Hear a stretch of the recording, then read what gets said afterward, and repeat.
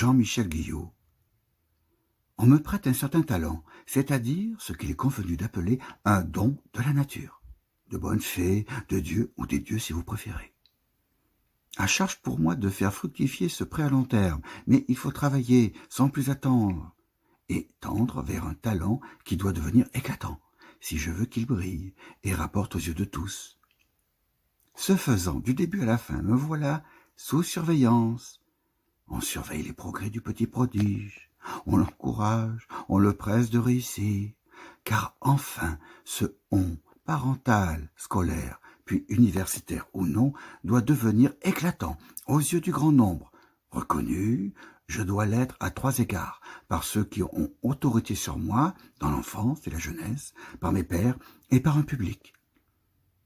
C'est essentiellement par le public que je me vois confirmé dans mon talent, tout comme se voit confirmer l'opinion de ceux et celles qui m'ont accordé leur confiance. Intronisé par mes pairs, reconnu, voire adulé par le public, voilà que je fais la fierté de mes proches, qui les premiers ont cru en moi. Qu'est-ce que ce talent est censé me rapporter? Gloire et richesse, bien sûr. Le talent sans réussite matérielle n'est rien dans une perspective qui privilégie la réussite économique censée profiter à tout le monde par ruissellement. Qu'arrive-t-il s'il a de dépendre du regard des autres? Je souhaite exercer mon talent en pure perte, sans aucun souci de gain matériel, ni aucun souci narcissique.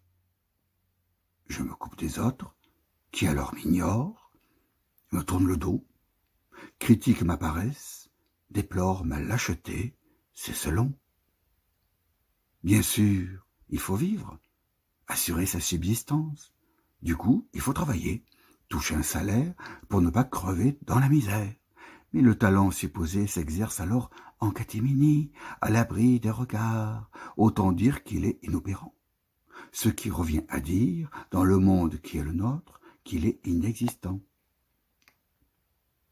Beaucoup de gens talentueux, me semble-t-il, ne percent pas, laissent en friche leur talent, abandonnent la partie, de guerre lasse, tandis que d'autres connaissent une réussite éclatante qui peut les aveugler, les détourner de ce qu'ils ressentaient comme essentiel à leur début, tandis que d'autres encore peuvent parfaitement se satisfaire de ce qu'ils ont accompli de grand, de bien et de beau.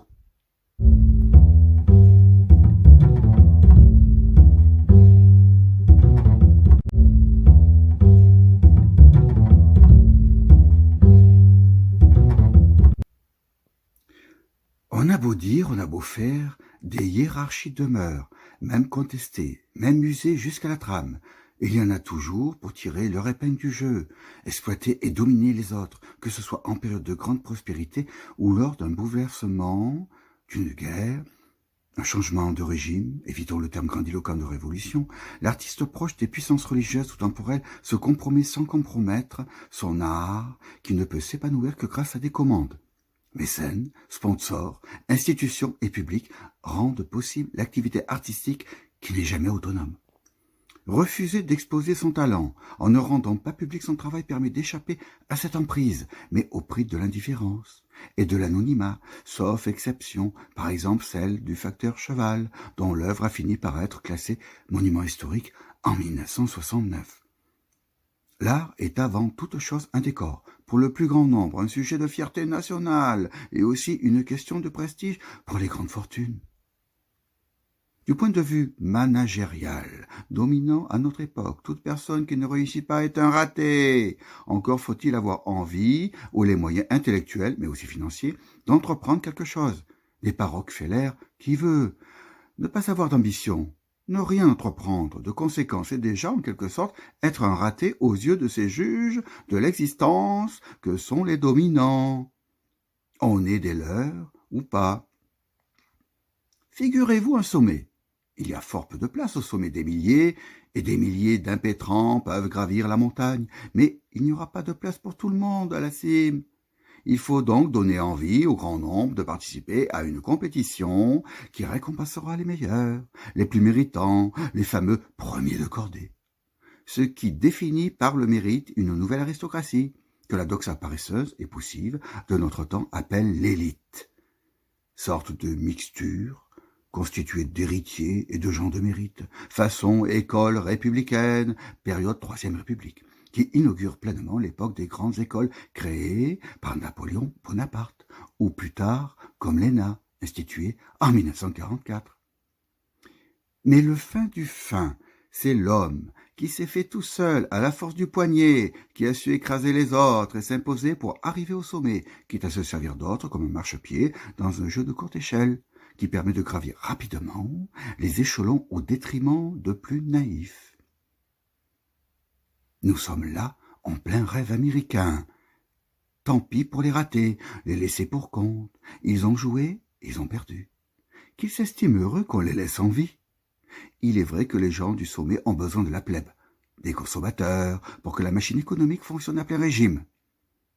Les mécontentements peuvent être habilement exploités par les politiciens, l'essentiel étant que la grogne ne mette pas en péril les privilèges de l'oligarchie en place. Des revenus suffisants permettent au grand nombre d'acheter des biens de consommation censés rendre heureux. Le monde des richesses est un grand gâteau qu'on se partage de façon inéquitable. Le rôle d'une certaine gauche aura été de faire pression sur les acteurs économiques pour que l'on augmente la part de gâteau des prolétaires, rebaptisés travailleurs. Échappera ce monde qui ne nous convient pas? Mais comment? En allant vivre sur une île déserte? Par quelle pirouette conceptuelle?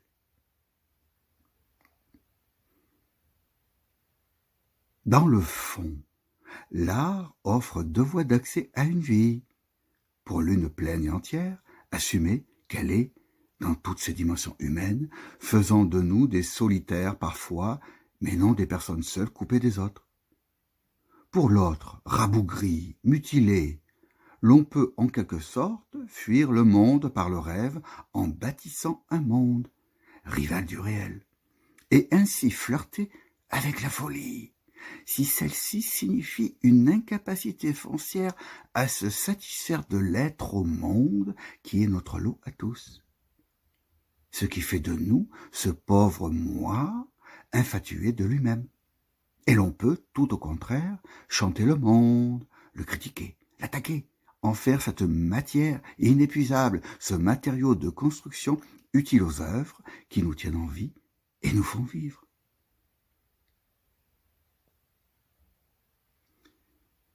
Nous vivons dans un monde où tous les aspects de la vie sont normés, mais les normes se font concurrence. Les valeurs qui les portent et les inspirent se contredisent. D'où peut-être la tentation antidémocratique actuelle. Il nous faudrait un homme à poigne, un homme providentiel, un bon dictateur de derrière les fagots pour faire taire, voire exterminer toutes ces grenouilles qui coassent à qui mieux au bord de la mare aux opinions. Cette doxa court sur les réseaux sociaux de notre époque qui ont remplacé définitivement les cafés du commerce. On se regroupe depuis la nuit des temps. Le grégarisme et ses chaleurs sont plus que jamais d'actualité. Les humains se cherchent depuis toujours, forment des groupes sociaux, avancent leurs pions sur le grand échiquier de la vie. Alors, le talent là-dedans, don des dieux, grâce divine ou malédiction? J'aurais tendance à évaluer une société en fonction de la façon dont elle traite les éducateurs, sans qui rien ne se transmet, et les artistes au sens large, sans établir de hiérarchie entre les arts. L'histoire des phobies et des animosités envers certaines catégories sociales, certaines ethnies, certains peuples est fascinante, tout comme l'est la surévaluation dont profitent plus ou moins longtemps certaines catégories professionnelles, certaines nations, certains peuples. Enfin, chacun prêche pour son saint et sa chapelle, ce qui ne m'impressionne pas plus que ça. Tout ce que je sais et ressens depuis ma plus tendre enfance, c'est qu'il ne fait pas bon dépendre des autres.